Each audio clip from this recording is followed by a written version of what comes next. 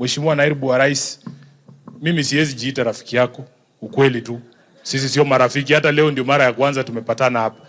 Lakini nataka kukuambia mimi sinanga ubaya na wewe. Hakuna kitu chochote ambacho kinaleta uhasama. Hata huyu rafiki yangu hapa Kagusha juzi alisema kwa TV kichwa yangu ni kubwa sana. Mheshimiwa Naibu Rais, na unajua mimi ni Mluya. Sasa alikuwa anataka nifanye namna gani? Sisi watu wa Luya kila kitu ni kubwa. Ukiangalia size ya kiatu nimevaa, uangalie kichwa, uangalie mapua, kila kitu ni kubwa. Kwa hivyo Mheshimiwa Naibu wa Rais, ile mambo ambayo ilikuwa inatuletea tofauti, mimi naona ni kama inaenda ikipungua. Kwa sababu nilifurahi sana nilisikia juzi hata wewe mwenyewe ukasema ya kwamba mumeangalia wakati ya implementation na mswada wa fedha mwaka uliopita, implementation ya ile taxation ambao umeweka. Wananchi wenu wenyewe wanawaambia kuna mahali kiatu kinawafinya, wanataka turekebishe hiyo sheria ya ushuru. Haswa wale wakulima wa avocado.